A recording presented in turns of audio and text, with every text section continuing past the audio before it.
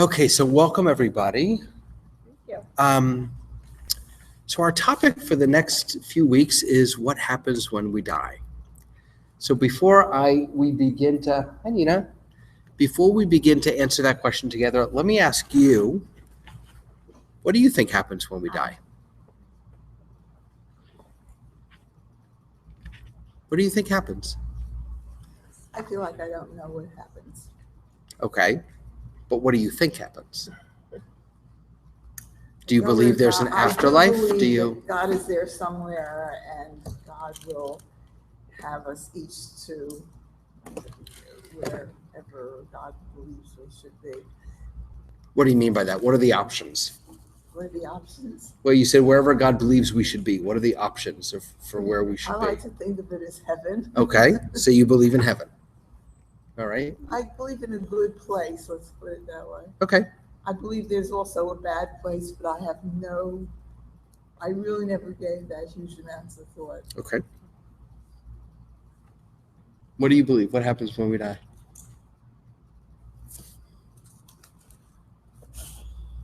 I would like to believe that there's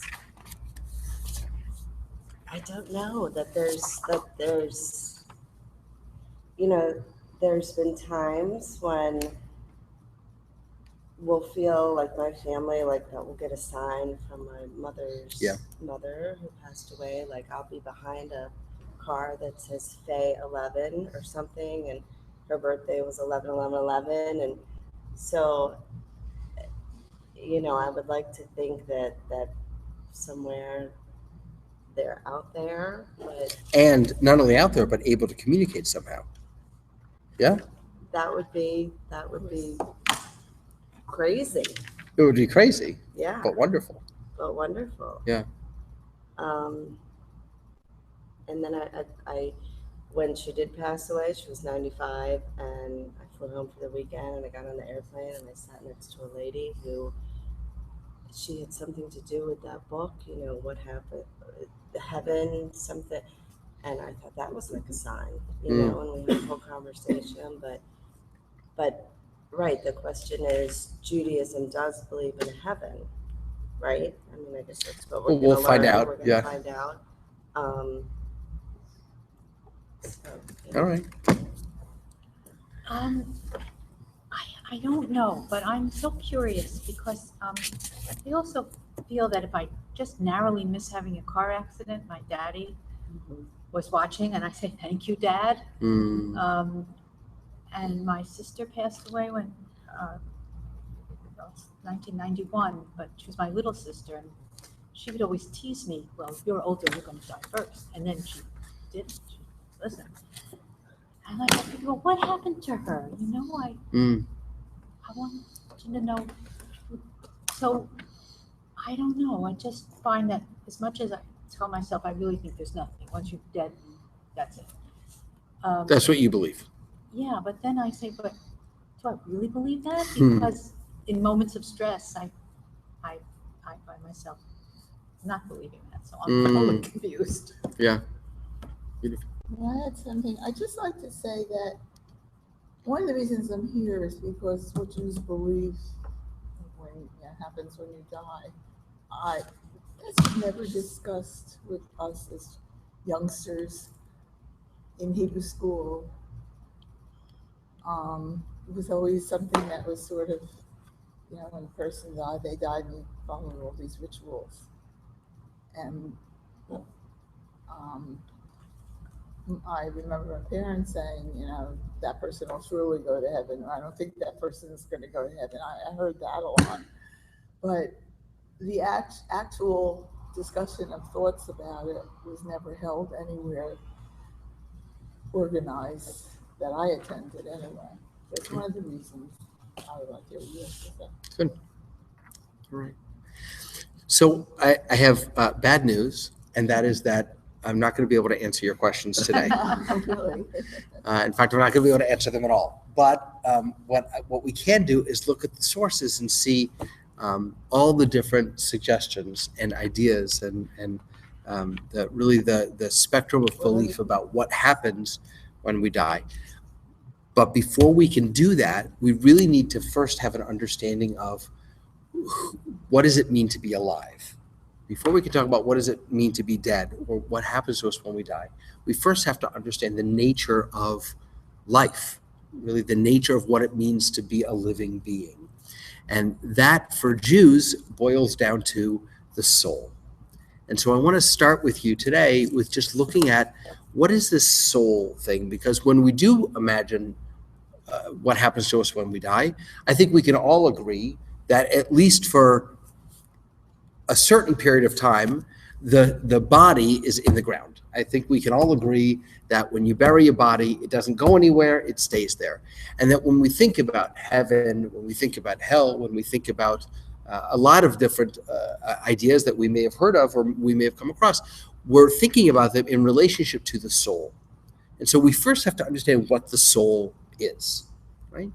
And we begin to understand what the soul is from the very beginning of the Torah, the very, very first chapters of the Torah. So I want to invite you to take a look with me.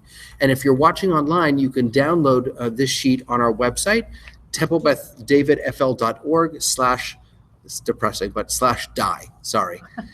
It was the easiest URL. Go there, you can view all of these texts. Okay. So Do you have people on the internet? I'm sure we do. I can't see. Yes. Yes, we do. I can see, actually. So who would someone read just the first text for us? This is from the book of Genesis, the 2nd chapter. Would someone be really willing to read this for? Please. The Lord God formed the person from the dust of the earth. God blew into his nostrils the breath of life, and man became a living being. The Lord God planted a garden in Eden in the east, and placed there the person whom God had formed. Thank you so much. So this is the second story of the creation of the human being. Right? The first story is in chapter 1. This is the second story. We actually have 2 different stories about the creation of the human being. So the Lord God formed the person, Adam, from the dust of the earth, from afar ha'adamah, literally the dust of the Adam, of the earth. God blew into this person's nostrils the breath of life, and this being became a living being. So the image that we have is that there are actually 2 stages of this creation. The first stage is when God forms the person from the dust of the earth. And the way I've always understood this is it's like building a snowman. Right? God takes dust of the earth and literally, physically forms a being, a body, like a snowman or a golem. Then, step number 2, God blew into this being's nostrils the breath of life. Yesterday's Haftarah, the prophetic reading for yesterday, was the story of Elisha, or one of the stories of Elisha. Elisha was Elijah's student, protege. Is that the right word, protege? Yeah. So when Elijah dies, or doesn't die, when Elijah finishes doing what Elijah does, he passes that power on to Elisha. And there are 2 stories in this week's Haftarah about Elisha. One of them is about filling up pots with, I think it's oil or something, I don't know. But the second story is this amazing story about a woman who tells Elisha that the one thing she's lacking is a son. And Elisha says, don't worry, you'll have a son. The woman says to him, don't play tricks with me. Don't mess around. If you're not serious, don't say something like that. A year later, she has a child. He grows up. Everything's wonderful. One day he's out in the field, and all of a sudden he has, I don't know, a brain hemorrhage or a brain tumor or something. He says, my head, and he collapses and he dies. The woman, who is distraught, goes to find Elisha to say, I told you not to mess with me. If you either give me a son and let him live, but don't, and Elisha comes back, and we have the first recorded story of mouth-to-mouth resuscitation in the history of the world. He literally gets on top of the child, eyes to eyes, mouth to mouth. He resuscitates this child, and then there's this weird story where the he's not a child anymore. I should stop saying child. The person gets up, he walks up and down, he sneezes 7 times, and then he's okay. And there's this weird sneezing piece in there. But this idea that breath is not just vital to our physical life, to our physical existence, but to our divine, our spiritual, our godly existence, is something that we see from the very beginning of the Torah.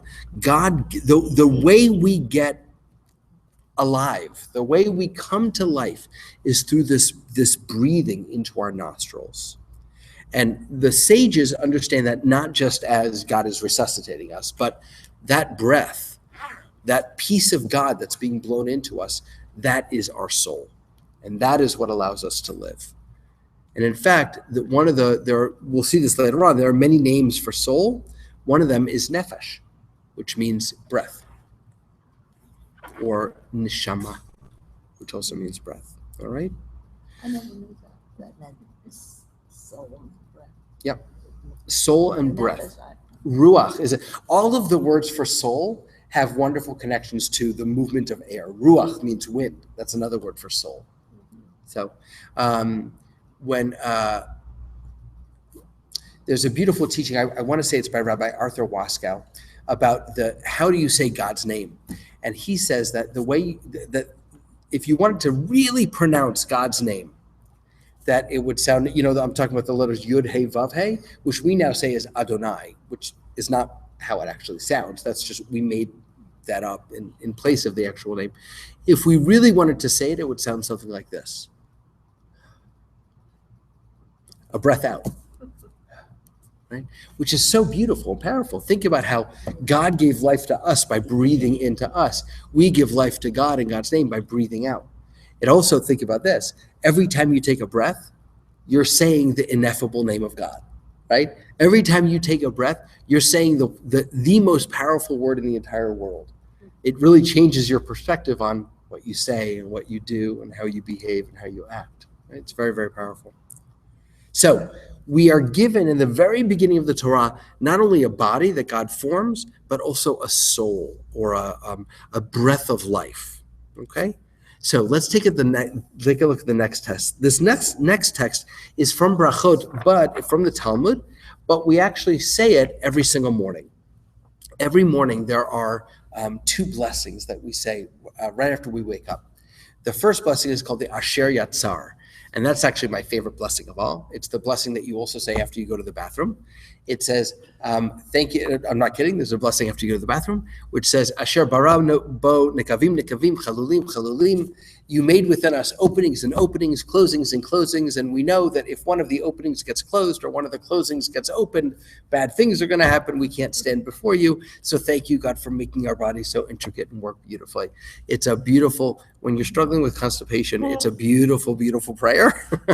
The second blessing, I hope so.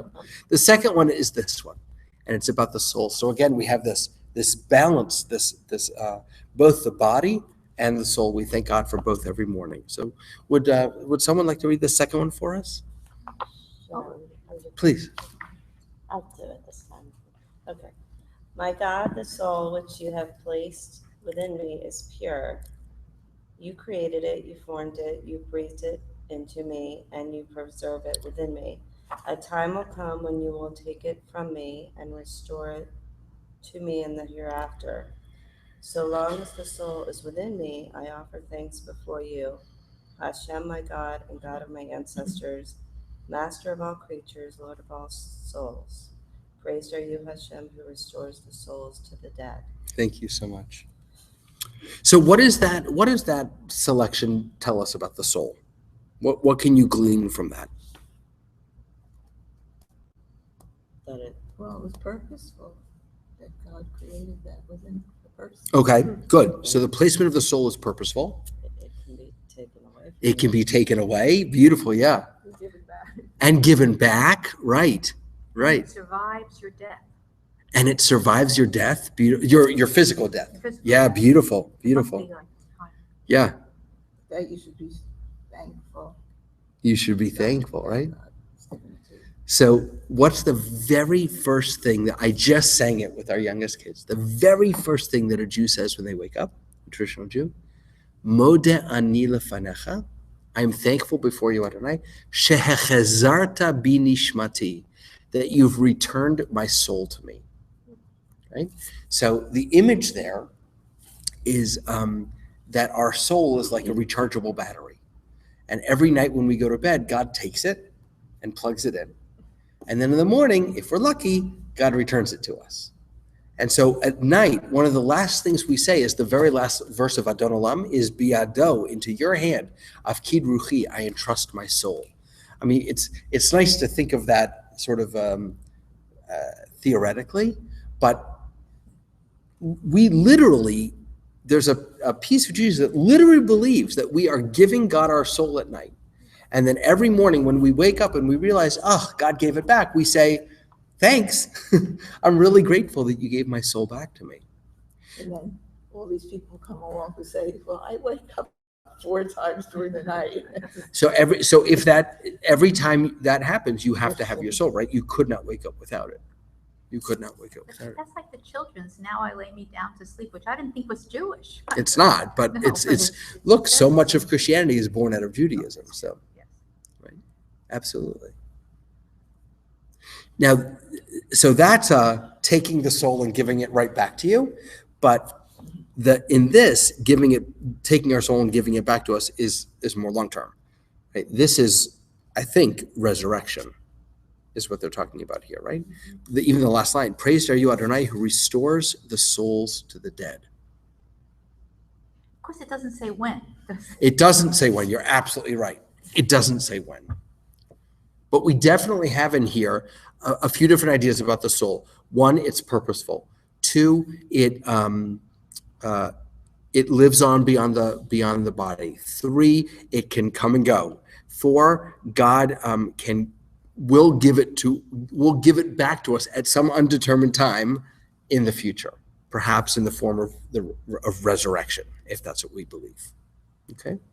Resurrection always had the connotation, though, of not that little awakening, or whatever it be. I came from Christianity, obviously, and we heard it in public school all the time. Resurrection meant lifting up. It meant like a bigger deal than that. I mean, it's a big deal when you put it this way, too. But the use of the word itself, at least in English to me, always was a big thing. So it is a big thing. I mean, here we're focusing on, this is a very personal prayer. This is very much about me, myself, and I. But if you imagine all 7 billion people on the planet saying this, then it becomes a big deal. We'll talk more about resurrection later. Yeah. So interspersed with some of these texts, I gave you little teachings from different rabbis. This is from Rabbi Aryeh Kaplan, and he does such a beautiful job of explaining breath and soul, some of the things we were talking about before. Would you like to read his teaching for us? Sure. The soul consists of 3 parts, which are called by the Hebrew names Nefesh, Ruach, and Neshama. The word Neshama is a cognate of Neshama. Yeah, Neshima.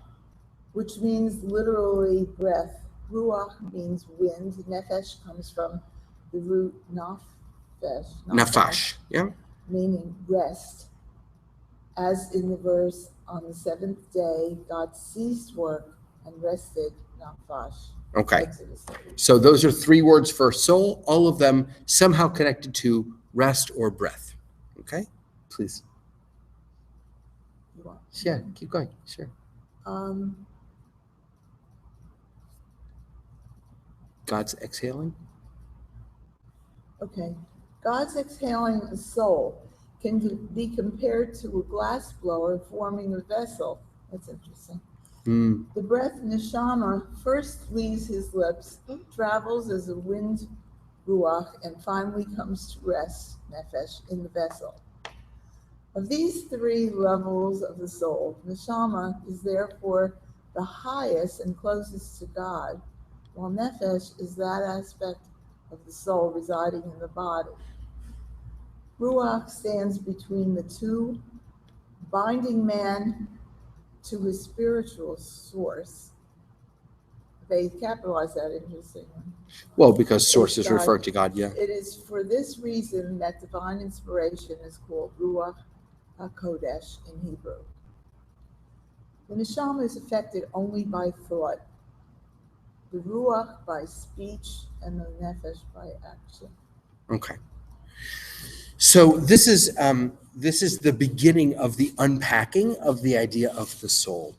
And this was built upon by the mystics who came later.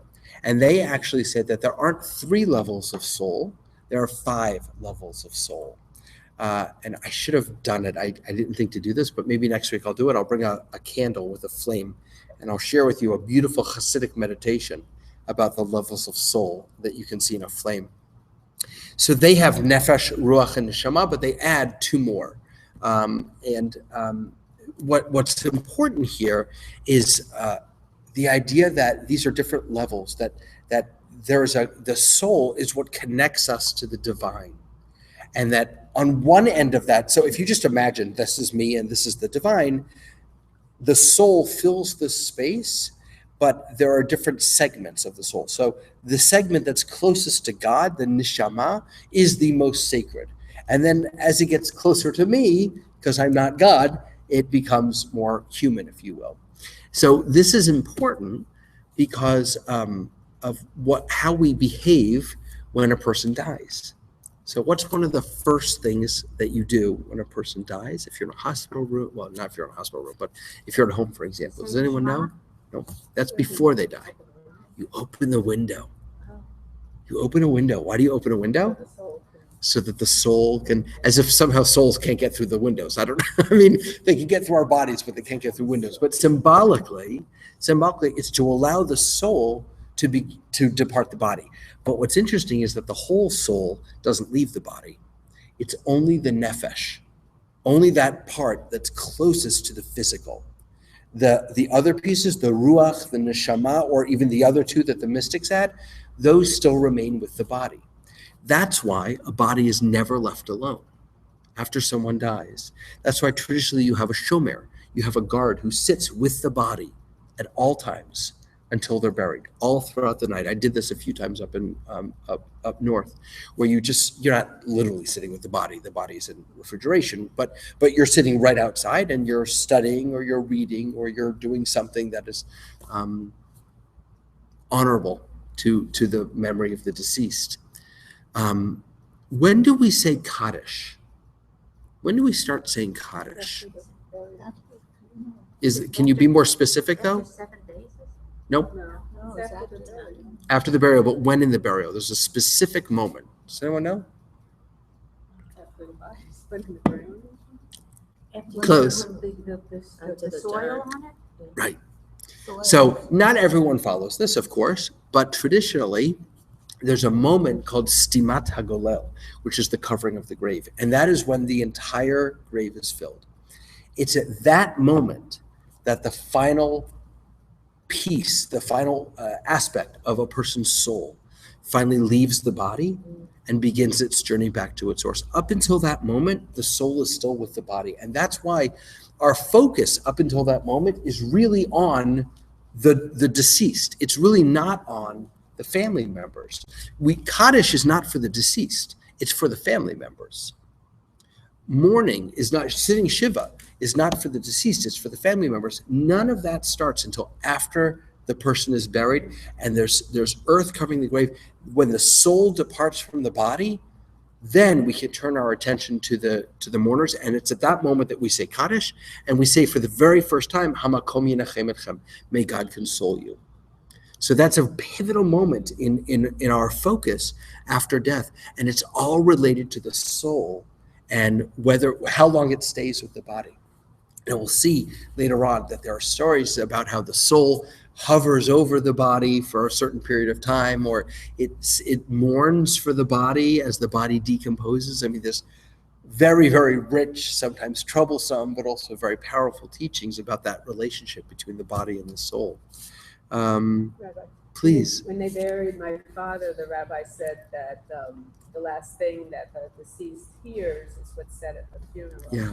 And that's probably why, Yes. because if the soul is still, because it didn't, it didn't all make sense, but it makes sense if the soul, 2/3 of the soul is still there, then Yeah. and they're hearing Beautiful. what you're Right. saying. Yeah, it was Right. very comforting. Yes. And of course, let's remember that when we talk about the soul hearing, we don't mean that, with ears, and it's not this isn't a physical experience. It's an awareness, perhaps. We can't begin to imagine. The only way that we know how to hear is with ears. It's because we're human. We're limited by that.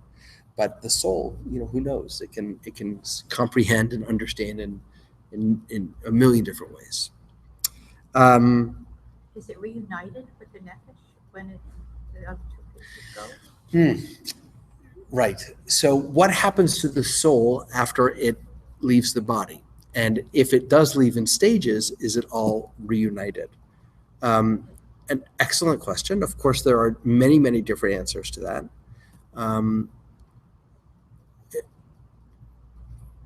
What I've always understood, but which is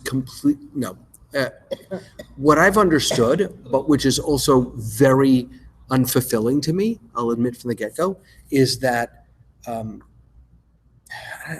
wish I knew more science that I'd be able to explain this better, but it's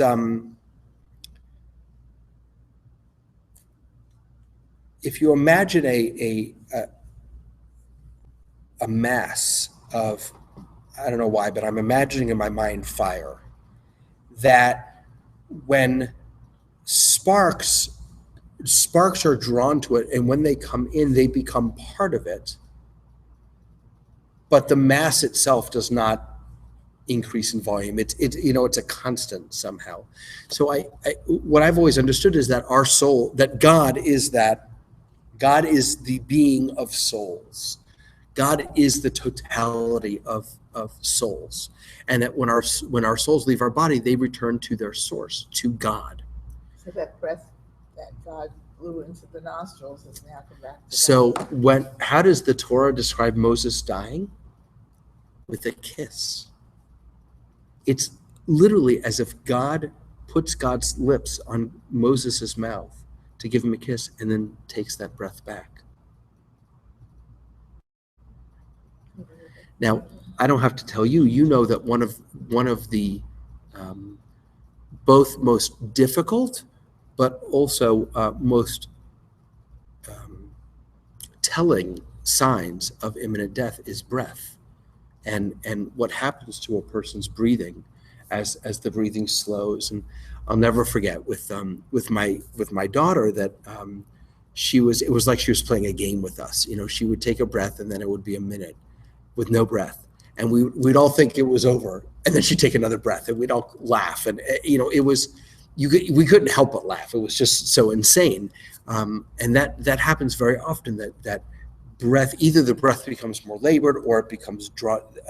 There's longer periods of time between each breath.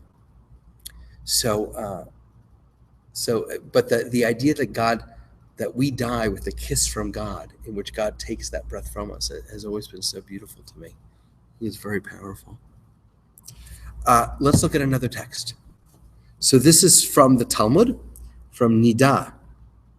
This is, I love this text. This is one of my favorites. So this is again about the soul and the body, but now it's going to bring in who's responsible for each. So would you like to share this for us? Sure. The sages taught 3 partners are involved in the creation of a person, and they are God, the Father, and the Mother. God inserts in the person the spirit of life, the soul, the individual's distinct facial features, the senses of sight, smell, hearing, and speech, the ability to walk, or the potential for acquiring knowledge and understanding and common sense. And when the person's time comes that he has to leave this world, God removes God's share, and the share contributed by the Father and the Mother, that is, the physical attributes, is placed before them, and they weep. Says God to them, "Why do you weep? Have I taken anything of yours? Only what was mine did I take." The dust. No, wait, stop there. Oh, okay. Wow. That is, I think, an amazing text. The idea that God gave us part of God's self. Our soul is a part of God. And when we die, God is just taking back what's rightfully God's. Why are we so upset? It's not ours. It was God's. But that was the whole person. The rest of it is, What's left? you know, Physical attributes. The physical, well, the body. the body, you know. Right. Not just like the organs. Right. The The body, yeah, machinery. exactly. The Nothing. machinery, yeah, Nothing real personal. exactly. Exactly. Yeah. I think God is being disingenuous here. Why do you weep? I mean, they've lost, one has lost a person. What makes the person the person? But isn't God taking the soul back at that time too? What do you mean? He's taking the physical part, but he's also No, he's not. God doesn't take the physical part. God takes the soul, not the physical part. Physical part stays here. Right? That's what it says. So it says, God removes God's share, and the share contributed by the father and mother, the physical stuff, Oh, is placed before them and they weep. oh, But how do you explain the personality that's developed within the person as part, I mean, is that supposed to be part of the soul that God takes back? Yeah. Or is that the parents could very well, be upset about that? Of course. So Because they've developed this. right. So you're actually asking two different questions, I think. One, and to my mind, the most important is what parts of our being fall under the soul category or God's category, and what aspects of our being fall under so it's a little bit of a nature nurture question. Well, it is, but I mean, you can't say then really, so what are you so upset about? Because No, of course. Look, you can't say what are you so upset about? Period. I mean, that's the silly thing to say. The point, I think, of this is not that God is Well, it was the being original, yeah. unthinking. I think the idea here is to teach us that that piece of us that departs is God's. That the part that we lose, because we don't lose the physical body. That's the part that we lose was God's, and it was a gift from God, and now it's back. It's given back to God. I'm sorry. Did you want to say something? No. Okay. well, God was the initiator, so whatever the parents did followed that. God was the initiator of the life with the breath. So No, actually, I think it's the other way around, isn't it? yes.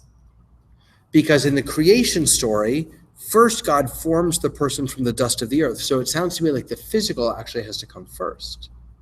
So the parents create the physical being, and then God following the breathes. soul. Yeah, and then God brings the soul into it. Okay, so Yeah, but from that point though, the parents still have the ones. Oh, yeah. It says Yeah. God formed the Well, maybe they person from developed the the- The first person, yes. Oh, first. Yeah, only the first person. Only first. Right. okay, so when does he put that soul in? I knew that was coming. I knew that was Gotta be coming. a joke. At what point? Yeah. Well, but when you're born? So a child that. That's when you breathe on your own, otherwise you're not breathing.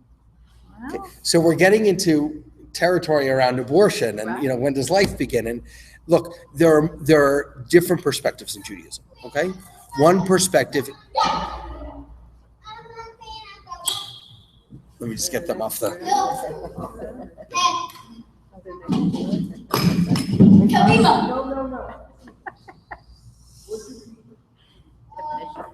Hello. that's on it.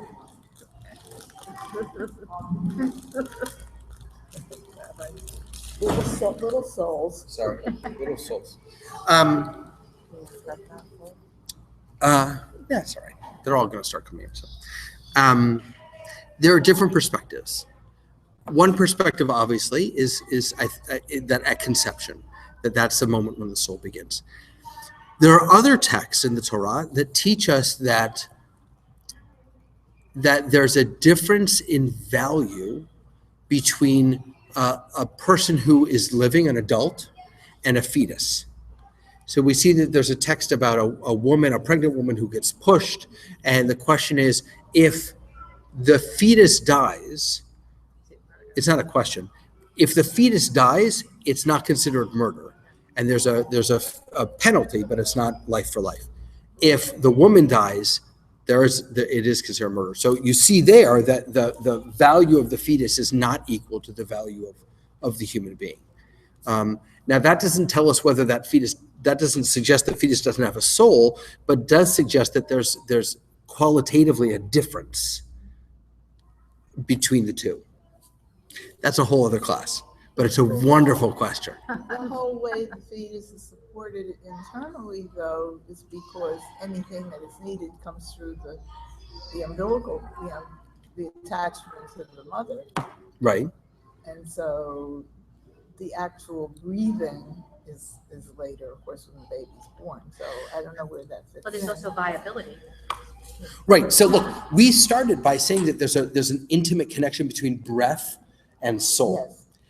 And so you're absolutely right that if we want to stick with that, then we have to, yes, then that could be an indicator or it could be indicative of when a person is alive. You're absolutely right. It's very complicated. And I don't begin to understand it. Not at all. Not at all. Let's look at one more text. Just the last one on that page from Ecclesiastes. This is probably something that we've all heard before, right? The dust returns to the dust as it was, but the spirit returns to God who gave it. We've all heard dust to dust, right? Ashes to ashes, right? But the spirit returns to God who gave it. So we asked before about if there are different levels of soul, are they all reunited? What happens to them? The use of the word spirit here is interesting because it's not soul, it's not neshama, it's ruach, which is one of the levels of soul, but it's not the highest level of soul. I imagine it almost like a vacuum. So again, if I'm here and God is here, and the soul is the space that is in between that links me to God, the neshama, the part of the soul that is closest to God is here.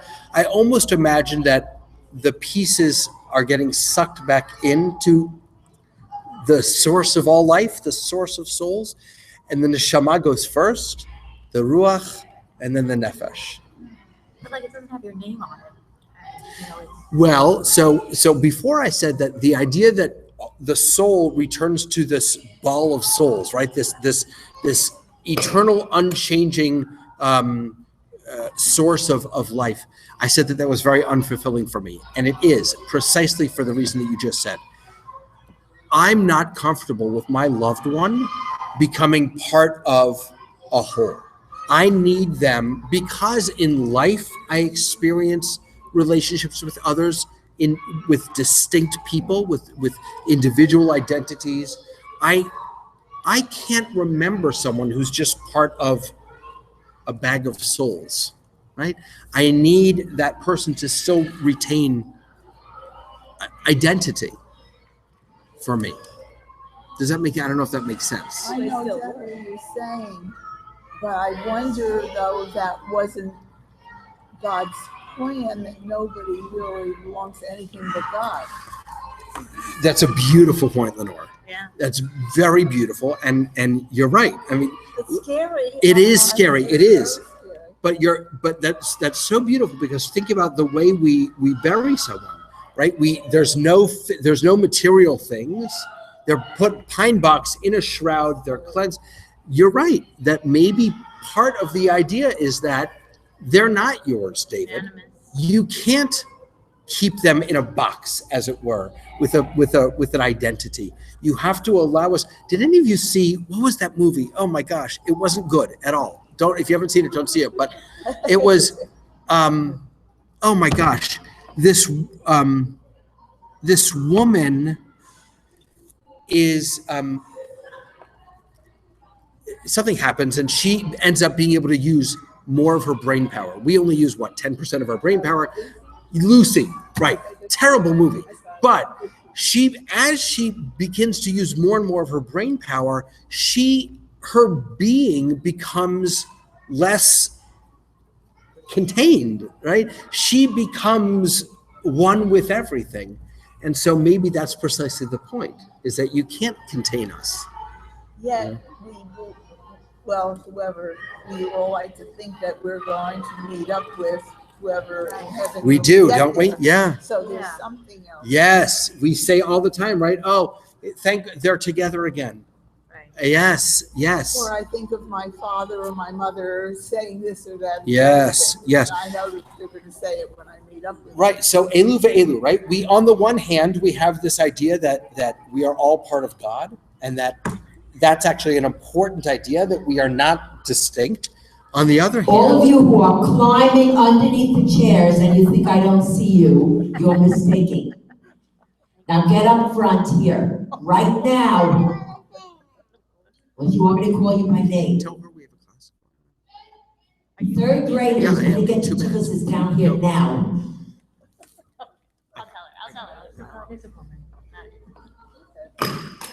On the floor, right now. You're not coming to do it. Okay. And so, in addition to this, the idea that you just suggested, we also do have this need to continue to have a connection with our loved ones, and that's hard to do when we can't think of them in the same way that we thought of them in life.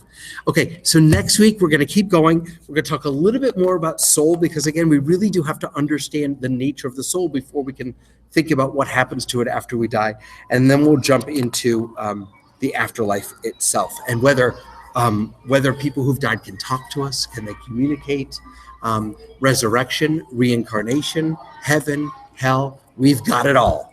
We have got it all. All right. So thank you everyone for coming.